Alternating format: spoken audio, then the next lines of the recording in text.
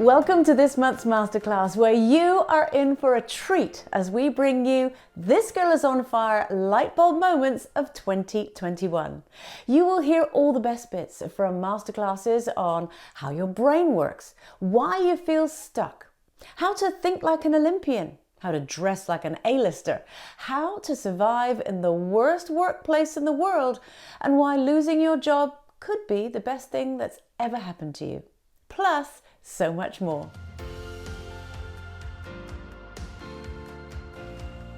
Excellence is an act, excellence is a habit, and this is where that if you want to install the habits of success, please remember this, it's often doing really mundane things.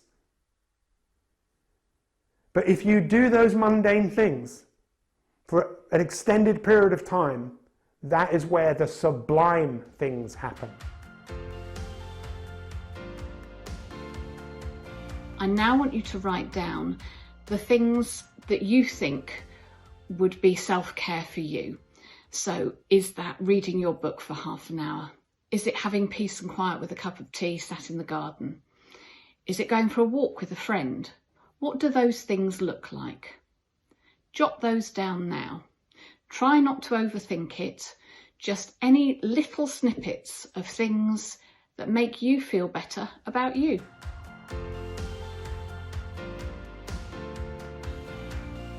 When we tell ourselves something, we always subconsciously make ourselves the hero or the victim. We very rarely tread the middle ground. Why? We make our decisions emotionally, and then we use our rational mind to justify them to ourselves. In other words, we tell ourselves stories. The story we tell ourselves when relationships end, how many of us retell that tale with us as the victim or the hero, and the ex is always the villain. Now, okay, sometimes they really are the villain and we are absolutely better off without them, but every single time? It's okay if you've done this, we've all done it, but we need to be really honest now with the story we've told ourselves. Write down a time when you've told a story to make yourself the hero or victim, subconsciously or otherwise, to get sympathy or praise. There's no judgment here. It's just us. No one else will see it. So to get unstuck, I love thinking through the words of resources versus resourcefulness. And I just want you to think about that. A lot of times when we want to move forward, we said we could if I had the resources of my husband who had my back, who supported me completely, right? Or if I had the resources of money, if someone would lend me the money or invest in my company, or if I had the resources of understanding online and I could really navigate in this shifting world. We get stuck in this mindset of resources. I know because on my phone every day, Andrea, I get amazing people sending me DMs, and a lot of them are like, hey man, if you'll just lend me the money, I could do this. If you would just partner, I could do this. It's just the way we're brought up. We're almost thought like the haves and the have-nots. It doesn't mean, I should say, the people who own business and people that don't. You're like, God, the only way to get there is to raise money, raise capital, have somebody support you. But if you go throughout the history of time, if you look at the most successful men, and especially the most successful women, take somebody like Oprah Winfrey or anybody you could think of, any successful woman. You could take Mother Teresa. You could just go on and on. They all lacked one thing: resources. They all had one thing obsessively: resourcefulness. The most successful people I know in the world didn't have anything handed to them. They did it uncomfortably. They took action when they were scared to death. They were courageous when there was no sign it was going to work. But what they did is they found a way to use what they already had through resourcefulness that allowed them to achieve the success they want. The last thing I'll say about it is think about, at least I know here in the States, somebody hits lotto. They hit big amounts of money. It's deposited into their bank account. They thought it was everything they dreamed of. They probably had all these dreams and wishes. What do they currently have? They have all the resources, and their family's probably kissing their butt. So they got the family loving them. They got a bank full of money. And what happens to the majority of people who hit lotto? They go broke. All the resources in the world. And how could someone like you, like me, how could we start with nothing? I started I didn't go to college. I had dyslexia. I lived in a trailer park as a kid. I'm not bragging about me. Find women or people that inspire you. But how do we get there? It's because we replaced needing resources with being massively resourceful. And if you could shift that today, it's one of the fastest ways to get unstuck. There's going to be days where you'll knock it out of the park and everything is going to go fantastic and you'll find your flow. It's unrealistic to think that you're going to have those days every single day. We're not built for that. We're built for the idea of kind of moving and then rest, moving and then rest. So when you do need those rest periods, maybe you just do very little output on those days. Maybe you're answering emails and you're just showing up in the meetings that you have to be. And then the rest of the time, you're kind of giving yourself self-care. And I think if we move away from this kind of all or nothing goal setting, we'll see a lot more people being successful, because when we live in an all or nothing world, it's very easy to fall off the horse. When we live in a world where it's not all or nothing, it's all about the process, and you keep getting back to the process. We're not focused on success or failure. We're just focused on the steps that we're doing on a day-to-day basis. So all of us are, animals partly as well. So if you look at this brain, right? So this is like how the brain looks like. It's actual real size. Only the outer bit is the newest addition to the brain, what we call human brain or neocortex. And that part is the newest part of our brain. But if you open the brain deep in there, the parts of the brain haven't changed that much since reptiles, or some of them since other mammals, lower order mammals, as we call them, based on the development. And in particular, like these areas here, brainstem, they just control heartbeat, digestion, and we can't change them. They just do their job automatically. These are so-called lizard brains. A mammal brain there in the middle, as the name implies, cows, dogs, and other mammals have very similar areas. They want us to be safe. So they're constantly scanning around, is there any danger in the environment? And if there is, they communicate with us, these centers, in the language of emotions. So emotions are telling us, am I safe or not? Is there anything to worry about or not? Now the outer bit, or neocortex, or the human brain, some mammals have a thin layer of it, but humans have much, much more developed layer, hence human brain. Is the part of us which is capable of deliberate change. This part of us is capable of empathy, understanding other people, wanting to be your best self, and all these wonderful qualities we seek. Now, given that there is those three different areas, on every day-to-day basis, they might have different agenda for our life, right? So your human brain might say, oh, I really want to eat healthier today. Mammal brain says, no, you don't. You just want to eat exactly what you've been eating before. And lizard brain is like, I don't care, just give me food to digest, right? So that's one of the biggest obstacles in creating a lasting change, is that inner conflict within our brain, which can drive us crazy, right? So how do you get these three different types of brain that are it's all happening all inside our own head? And actually you've made so many of us feel so much better, because we all think we're just we're weak, we don't have the willpower, and actually there's so much more going on in there. How do we make our brains work for us? I know they're working for us in a keeping us alive kind of sense, but so that we can make those conscious choices that we try to, without the lizard brain going, I don't care, and the mammal one going, just do what you've always done. Yeah, well, we need to keep the lizard and mammal brain happy first. Lizard brain is going to be happy as long as you kind of just feed the foods and sleep and do the things you need to do. Mammal brain is a bit harder to please. Mammal brain loves familiarity, it hates change. So one way to keep the mammal brain happy is to, when we try to make change, do very, very small steps, small increments. Don't do anything too dramatic, because if you freak your mammal brain out, it's going to hijack your rational centers, and you won't be able to really be sensible in that sense. So firstly, small change. Secondly, doing so-called mammal brain soothing techniques. And there is plenty of those available these days, such as breathing exercises, mindfulness, meditation, yoga, physical exercise, time in nature. They all help your mammal brain to calm down. And only then, only once the mammal brain is calm, we can then incorporate change. But we also have to kind of know why we want to change and have enough sort of evidence to feedback to our mammal brain if the mammal brain starts to question that. So we need, overall good rule of thumb, keep your mammal brain happy first, and only then you can make a change happen.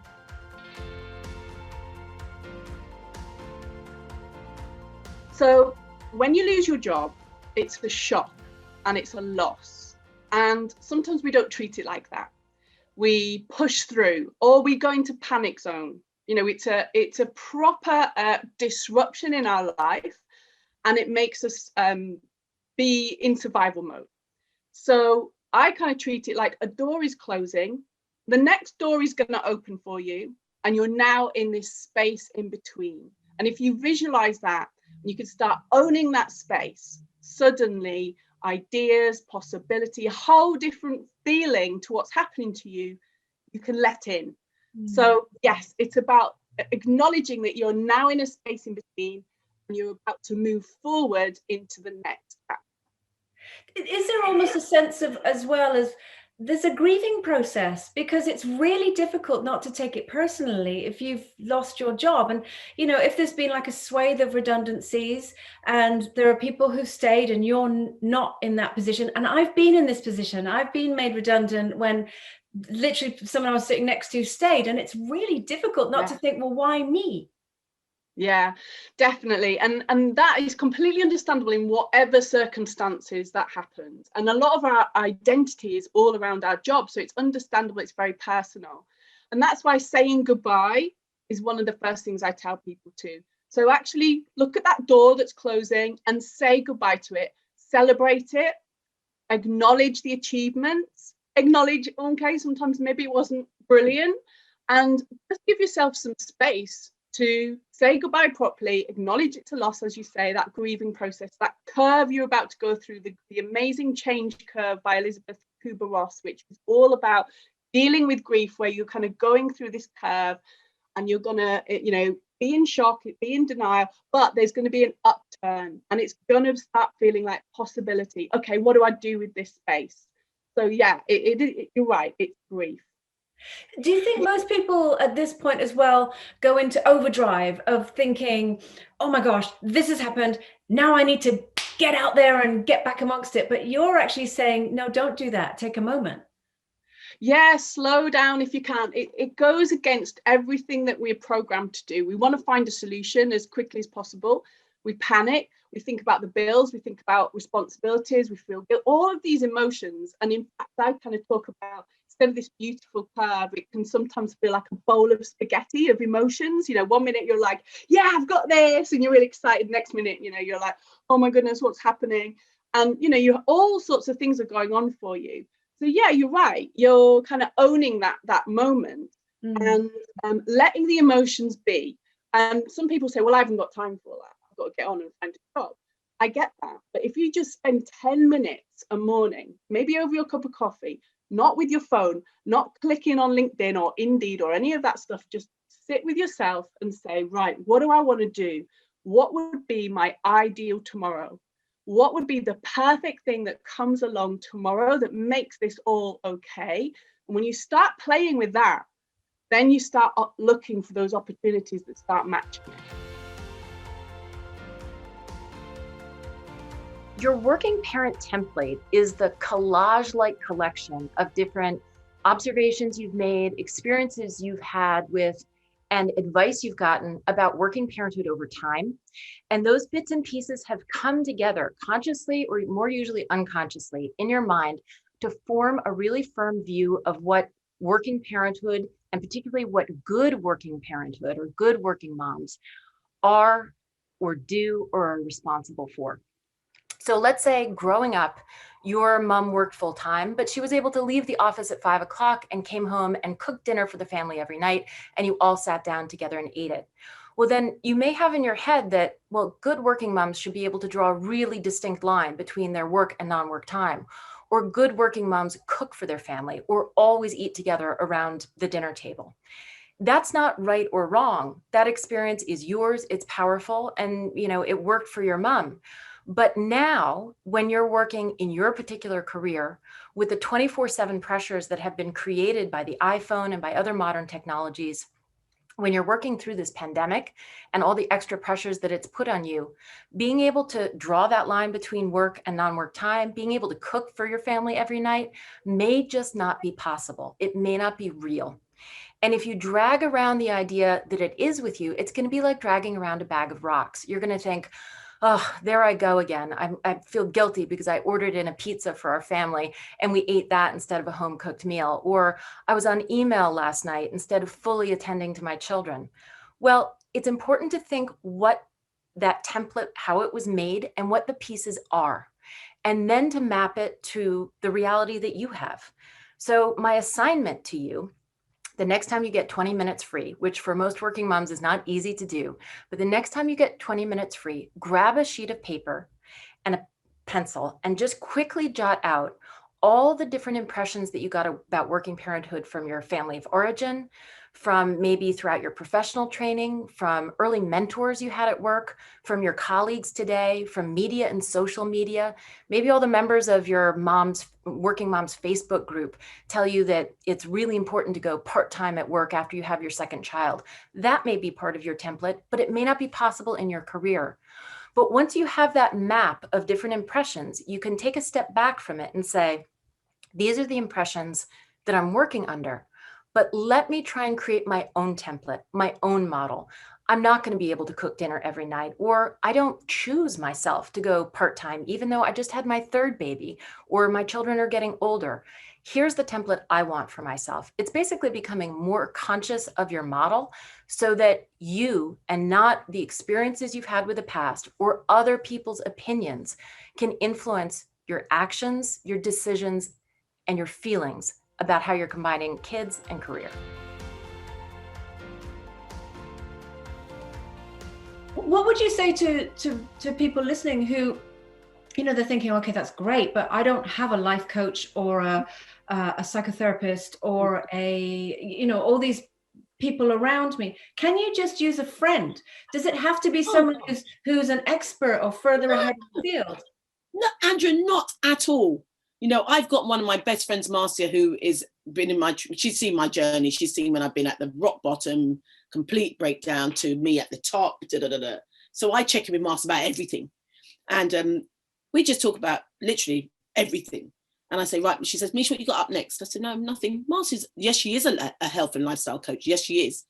But she just so happens as someone that I can trust and that's honest with me. So I would say to the person out there, no, you don't need all these people that's got a life coach. Of course, I'd love you to have me. Of course I would.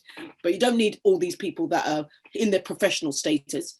You need somebody that you can trust that's going to give you the feedback that you need to help move you forward. And I will reiterate that. Somebody that you can trust. So you don't want somebody that's going to be kissing your backside. Yeah. Oh, you're great. Oh, you're fabulous. No. But am I staying on task? Someone's going to say, could you do it differently, babe? Babe, that's brilliant. You've done so well. But what else do you want to get out of that? What else could we do? And that could be over a glass of wine, a cup of coffee, a walk around the park. Just so it doesn't have to be anybody, like I said, in a professional status, somebody that you can trust, that's going to be honest with you. Because we don't need smoke blown up our backsides. Let's be honest here, ladies. We need truth. Yeah. We need truth.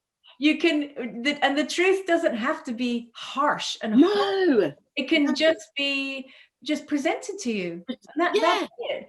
And this is something that is so important to me with the This Girls on Fire community, is that I wanted to build a safe space where all the women who are coming together, they can all be each other's accountability buddies. And so that some of the women will never meet in real life, because some of the women are from all around the world, which is what I find so beautiful. But actually, you can be an accountability buddy to someone who is going through something just by messaging them or having a little FaceTime chat or something like that. Would you say then that if, say, you're a little bit shy and you're not sure who to reach out to, how can you be accountable to yourself? Would that be writing down your goals and your steps of how to get there, and setting yourself little markers so that you are self-accountable? Yeah, Absolutely. So I would say, and that's a good analogy to use if you want to do it solo, which is, there's nothing wrong with that as well. I always say use a SMART model. Make your goal specific, measurable, attainable, realistic, and put a time on it. And you can write that down yourself. What is my goal that I want to achieve? Yeah. How am I going to measure that I've arrived at this goal? Yeah. How attainable is it and realistic is it? And time. When do I want to do it by? Because I always say to people, and this is the truth, I want to learn how to ride the bike. Okay, when? Oh, whenever. Oh, whenever. Okay, so really, you want to learn how to ride a bike, but when? And when you turn around and say to them, but when? Tell me when. Oh, by next week. When next week? Wednesday. Okay, by next week, Wednesday. Wednesday morning, Wednesday evening. And you do feel a bit of pressure, but actually that's accountability. Because it's not just pie in the sky. It's not just a dream that's left on the pillow. It's you actually putting it out there to the universe and putting yourself under time. By August next year, by August 2022, I want to be able to ride a bike.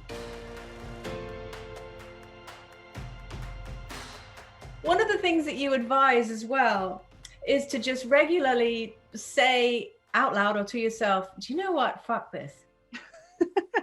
Yes.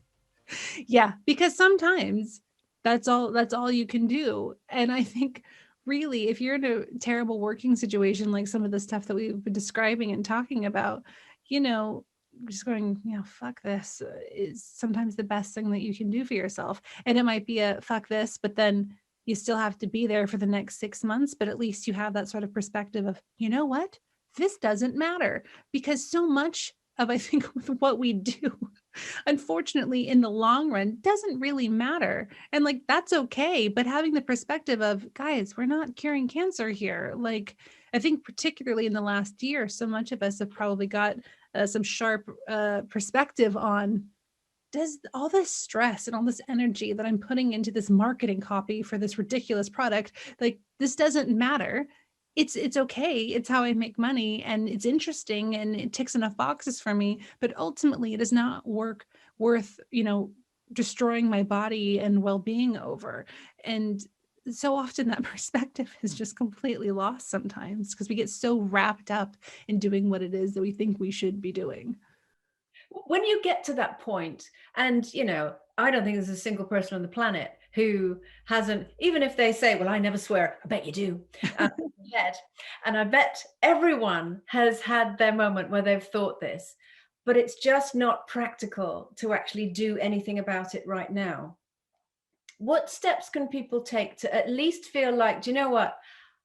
I've had it up to here. Never mind here. I've had it up to here. But I can't leave because I've got a mortgage or I've got whatever.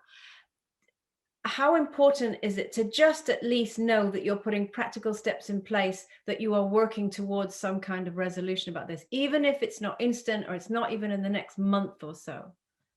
Yes. So I think this is where the kind of boring daily work and that self-reflection come back and are so important.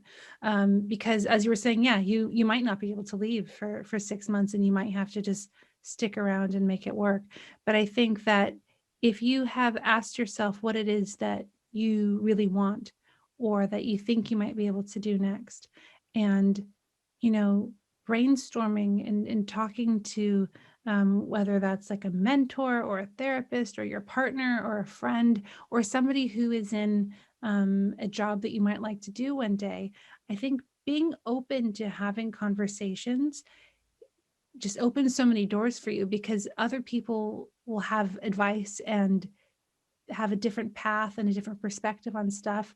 That, so even if, because I know that feeling of thinking that you are so stuck and there is no way that you could possibly find another job. There is no way that anyone will want to hire you after they hear about how badly it went at this place, that you'll never make as much money somewhere else as you are in this job, even though it's killing you. And that's just not true. One of those things might be true. Maybe, you might not get a job that pays quite as much, but actually it might be fine because they have flexible working hours and there's a better career path for you there. I think when we close ourselves off to the possibilities that do exist by getting so stuck in the things that we can't control. So I think when you have that perspective and you're willing to talk to people, to brainstorm and think about and really ask yourself what it is that you want, and then be able to look practically at, okay, even if I can't get out of this job for 6 months, that means that I have pay for the next 6 months. And perhaps I can take my foot off the gas pedal a little bit. I write in the book about, okay, what would happen if I'm not giving 110% every day? What if I just ease off a little bit and I give 75% or maybe 50%? Is anyone really going to notice? And I think not.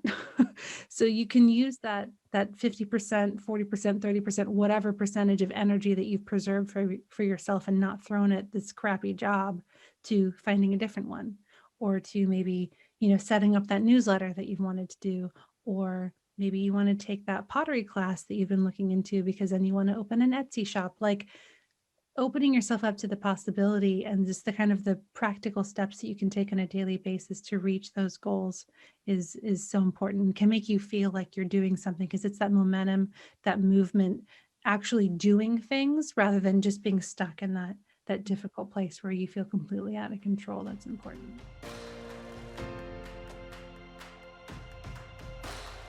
So you're going to get your 7 hangers and you're going to dip into your wardrobe and pull out things that fit you, but you're going to actually create 7 head-to-toe looks of clothes that you haven't worn in the last 6 months. Okay, and I want you to really think about the underwear, the jacket, the base layers, the jewelry, the accessories. I believe in less is more, so you don't need to do the whole shebang. So if you decide you're going for a really simple kind of effortless trainer girl, like with even the trousers you're wearing, but maybe do it with a denim shirt or a denim jacket and then layering it in a different way, I'm happy with that.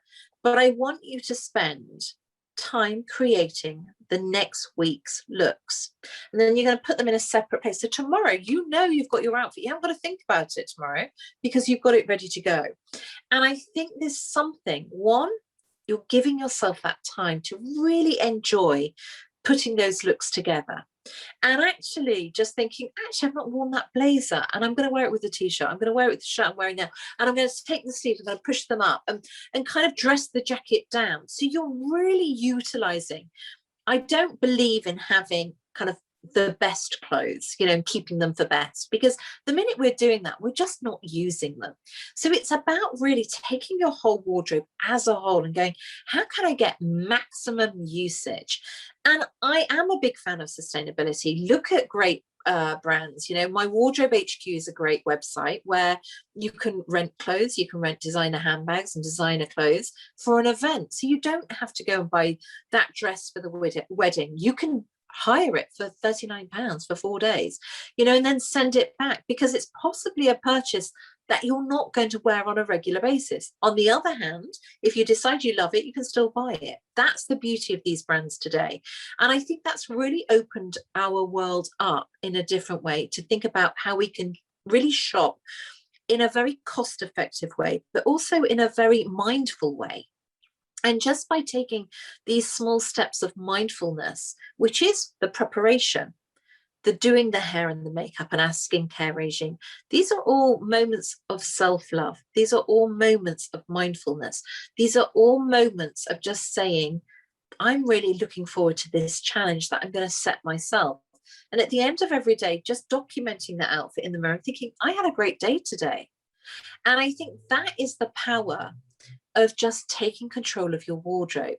So the clear out is essential. I really urge you to do the clear out. Getting it organized just feels so good. Visually, it looks so great. And then you can really enjoy playing in your wardrobe. And it's literally dress up in your own wardrobe. Awareness is really key to start with, in terms of noticing that kind of internal chatter and that inner voice. And then we're trying to get to a position where we choose how we respond. And this happens constantly throughout the day. And that's where values become really important. And this is who you actually are. So we've all got values within us that we've learned through our own experiences and education and upbringing. And what we're trying to do is actually look within to go, actually, what really matters to me in life? So for instance, a couple of things for me which really matter is courage and kindness and authenticity and vulnerability. So what I've got to do, because it doesn't often become, you know, vulnerability, for instance, is a really important value for me, but I have to practice it. So this is where it's great having the value vulnerability, but what does that mean? It doesn't mean anything. So I need to define what that means. And for me, that means expressing how I feel on a regular basis, because I know that that helps me and it helps others. Okay, so what does that look like in a tangible behavior? Well, what I'm going to do is I'm going to speak to one mate every day and I'm going to check in with him. I'm going to see how he's doing and I'm going to tell him how I'm feeling. And that's a real specific behavior. So what we're trying to do is go, let's discover what really matters to us in life through values. And then to make it really tangible, which is the commitment part, let's then actually design what that looks like in tangible behaviors. So if kindness is yours, what does that look like tangibly on a day-to-day basis? Because it's the behaviors that creates the change, not the value. The consistent and persistent acts of indulging in those behaviors is what's going to create you to become the person that you want to be. And that's, I think, an important point is, you know, keeping it really small. When we go on some change journey, typically New Year's Eve, that we're going to lose weight and we're going to, you know, make loads of money or whatever it is, we tend to sort of design these big goals and it's born out of motivation. But of course, motivation is a feeling and feelings come and go, whereas committed action doesn't require feeling, it's discipline. And that's where it's really tough because, you know, because we're a feeling animal, sometimes we feel like it, sometimes we don't. But actually, like, if we just commit regardless of how we feel, even on those days where it feels really tough, that's what's going to create the real change, if that makes sense. I mean, we're kind of rattling through this now in a masterclass, and clearly when you're in a relationship, these things are never as cut dried and as simple and straightforward as we're making it sound. And, you know, we're very aware of that. We don't just sit here like Mr. and Mrs. Smug going, well, we just figure out whether we're having a debate or a conversation. I mean, clearly there's times of like normal relationships. And how we came to this knowledge, it's really key that you understand how we got to this point. When we were seeing this lovely lady who sort of helps us reframe things, she'd said to us, right, next time that you come and see me, we're going to talk about communicating during arguments. So next time you have an argument, just sort of try to remember what happened and we'll talk about it in the session. So we're driving to the session and I went, we haven't even had an argument this week. You know, we don't argue very often. So what are we going to talk about? I can't even remember how it happened. But by the time we got there, we were mid-argument. I have no idea what we ended up arguing about. And so she opened her door and we were like this. And she said, perfect, because you're actually right in the middle of it. So now I can see how both of you, you know, behave and we can talk about why that is, you know. And, you know, basically it's like, well, it's because she's wrong. Well, it's because he's wrong. It's because... And what we both realized when it was observed by someone else, and how rare is that you can have your arguments observed by someone who is trained in this kind of thing. We were actually really lucky that this happened. And what we realized was, like, for example, you saying Andrea keeps going with it, you know, to get to the bottom of it. That's exactly what I did, because in my head, if the other person, as in your idea of it being resolved, is to go, well, that's it, it's done now, we've sorted it. To me, it's like shutters down, don't want to talk about it anymore, finished. And I feel really shut out and like it's not done for me because I still don't really understand what's happened. So I would literally go, oh, okay.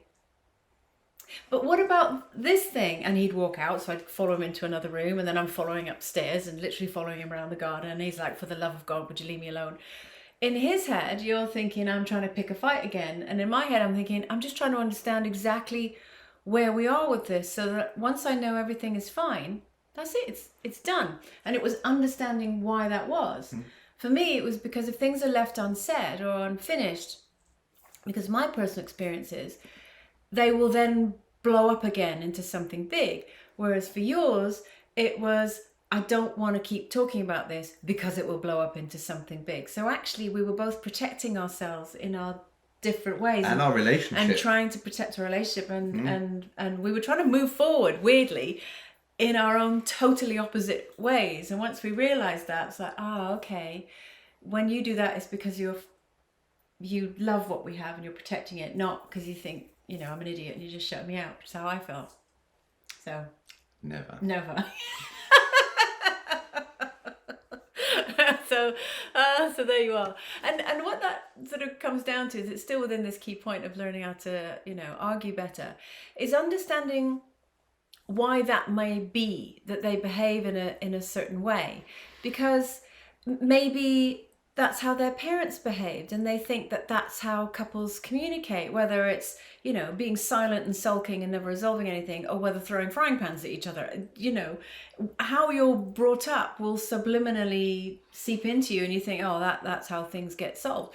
So it's understanding that, okay, well, how do I actually like things to be resolved, and what works for me, regardless as to whether you've had any, long-term relationships before.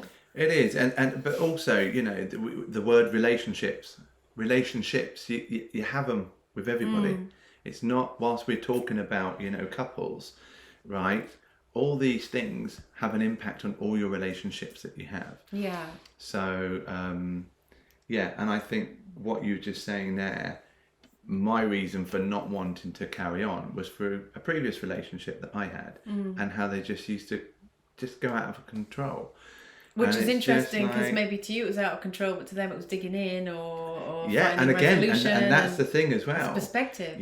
The whole thing about this is perspective, because there's three parts. If you ask them, they'll be right, and if you ask me, I'll be right. But the point is, right, you have to find what works for both of you. Otherwise, that's why you're probably not in that relationship still, etc.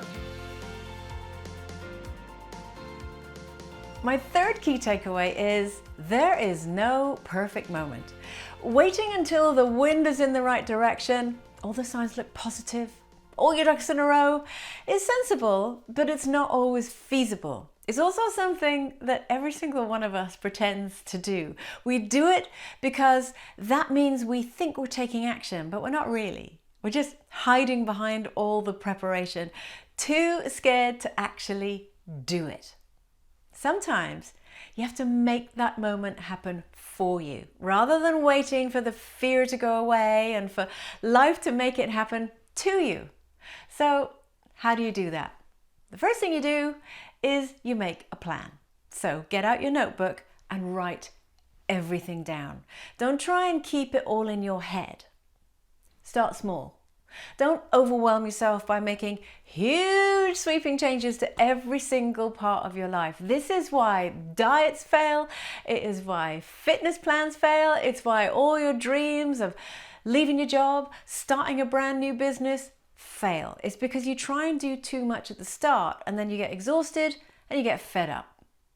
Go for the easy wins. If it feels healthier to make a decision to just go to bed 1 hour earlier, just do that. Don't set yourself any other goals, just do that. If it's fitness, decide to go for a walk at least once a week, maybe even twice a week. Start with that. If you want to move to a different area, start by just looking around and get to know where might work for you. If it's to leave your job, start by doing some homework. You won't jump ship overnight. You might feel like it, but that's really not a very good idea. These things take time. So start getting a feel for what it is that you'd really like to do, and then put some research into it so that by the time you take the plunge, you are ready both emotionally and practically. Ask yourself how you can take what it is that you're changing about your life and flip it around so that it helps other people, either by inspiring them or making their life better in some way. Now that could be family members, it could be friends, it could be a charity that you really feel passionate about.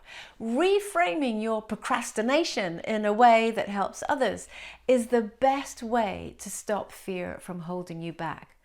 Making a fresh start doesn't mean having to jump all in with every single part of your life. And this is the biggest mistake that we all make on New Year's Eve, when we write this huge list of resolutions of things that we're going to change. Actually, it's better to start with a handful of tiny little things. And the reason for that is when you write a list of things that you want to change, they have to be things that you will do when you are not feeling motivated in the slightest. It is really, really easy to do things when you feel motivated, but we don't feel motivated all the time. So you need to write a list of things that you know you will be able to achieve, that you will be able to tick off when you absolutely don't feel like it. Why does this feel like it's the wrong way around? Well, that's because it doesn't sound as impressive as all the other stuff that we are sold, which is all about totally changing your life overnight. That's not how life works. But if you can chip away, keep chipping away by doing things consistently over a long period of time, what happens is you look back and you realize just how far you've come. Think about it this way. If you were going to run a marathon, you don't set off at mile 1 and then all of a sudden you're at mile 26. It takes months of training. It takes going out in the rain and doing 1 mile, 3 miles, 5 miles, and gradually building your stamina up so that by the time you come to run a marathon, you've already done all the prep and all the little steps building up to it. You've rewarded yourself for learning how to run 1 mile, 5 miles, 10 miles, and then you're able to run a marathon. The reason most people give up is because they wait for the timing to be right. They think that they're going to try and do things when they're not feeling scared. Spoiler, fear stays with you. And also they try and take on too much. Start with the small stuff. That is the best way to make a fresh start. So with that in mind, Bianca, can I ask you, do you think that you can run a relationship in the same way that you run a business? Absolutely. Absolutely, I do. And I think it's so interesting. We put a relationship chapter in this book, which is quite unusual for a kind of business or entrepreneurial book. But actually, your relationship plays a pivotal part of your success and your journey, whether that's in a career or in business.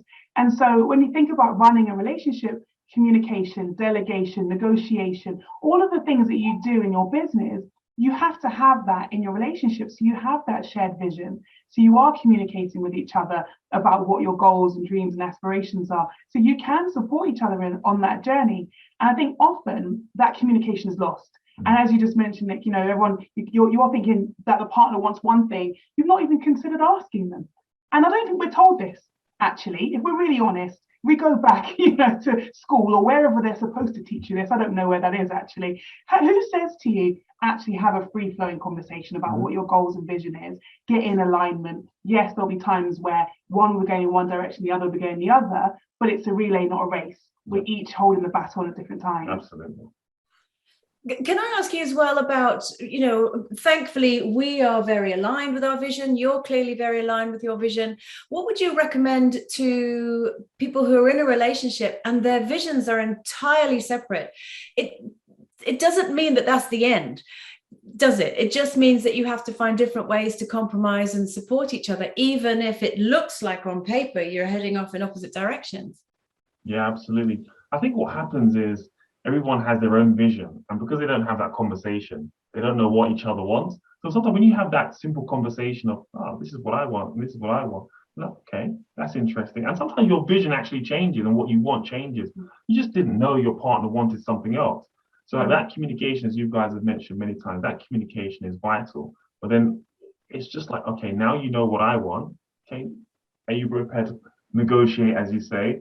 Or is that something that you think you would enjoy doing, etc.? But I think that communication, that open lines of communication is so important.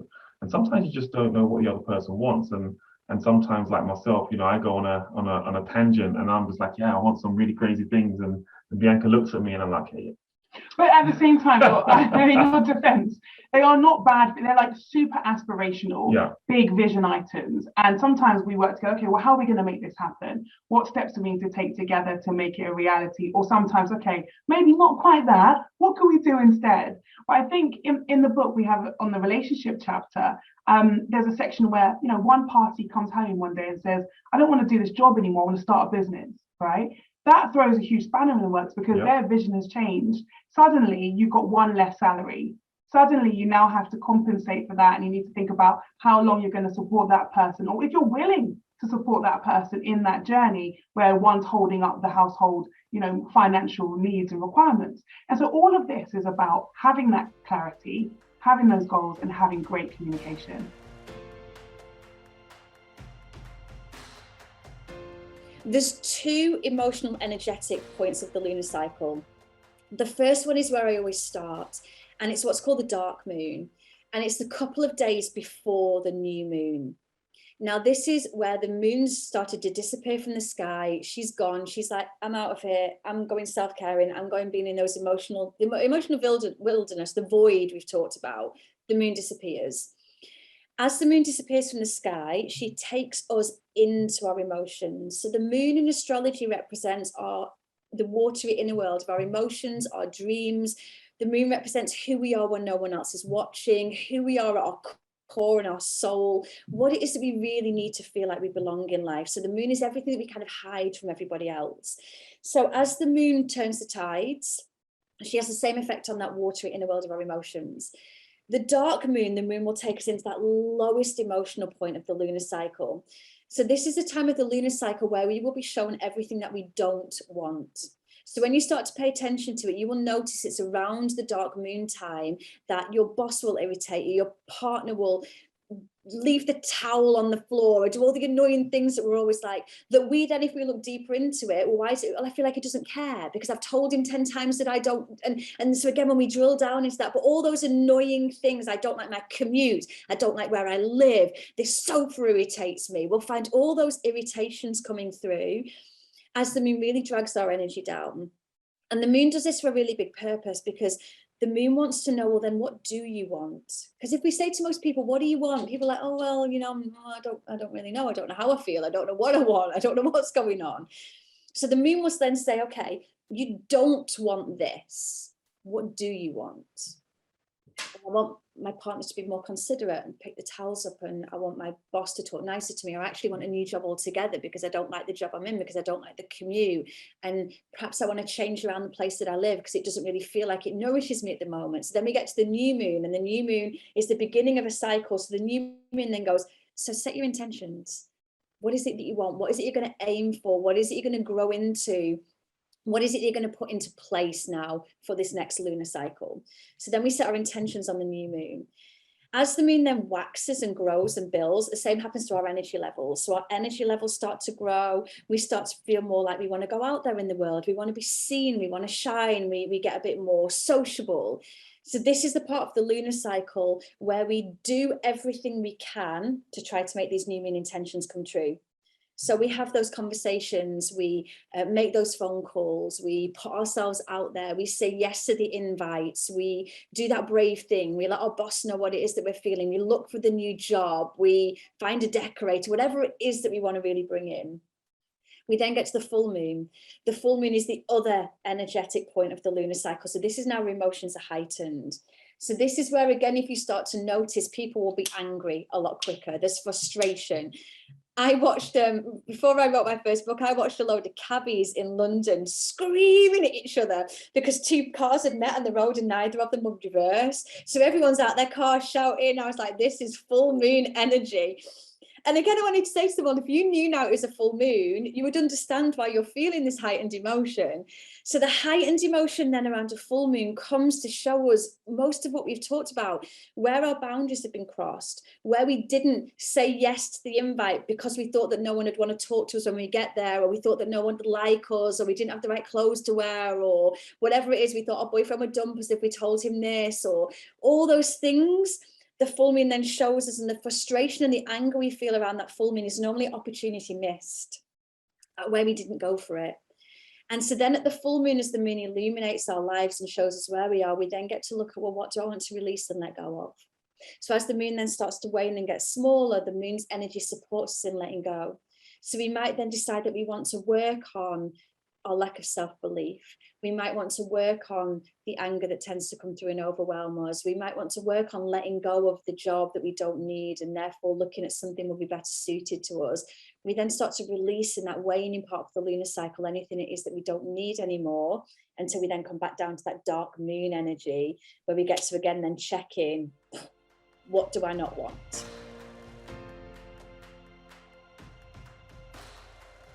So if someone has gone through everything that we've just spoken about there, whether they've reframed their internal dialogue, the image that they have of themselves doing this particular thing, and they've looked at their posture. Okay, so it's gone really well, and that's great, and woo, we applaud you. But obviously in real life, this doesn't happen every time. And sometimes you will go out and a talk will go really well, and you'll be the toast of the wedding or what have you. And other times things won't go exactly as you had hoped or visualized.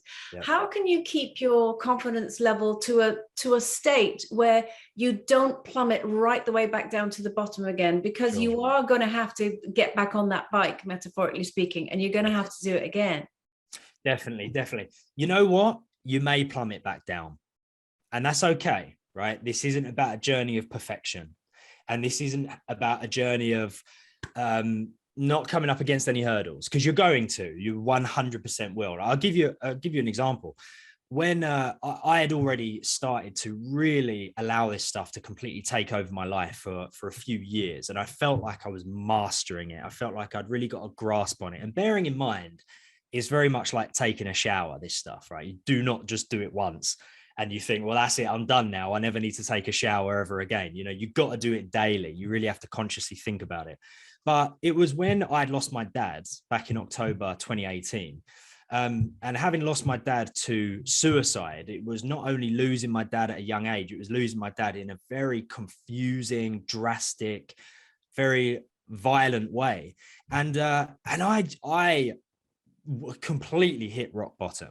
So bearing in mind, I'd been practicing this stuff on a daily basis, right? I'd been waking up in the morning. I was consciously thinking about what my physiology was doing, my internal dialogue, my internal images. How do I want to feel today compared to how I do feel? What would that allow me to achieve? I was really consciously thinking about this whole thing on a daily basis and really allowing it to take over my life.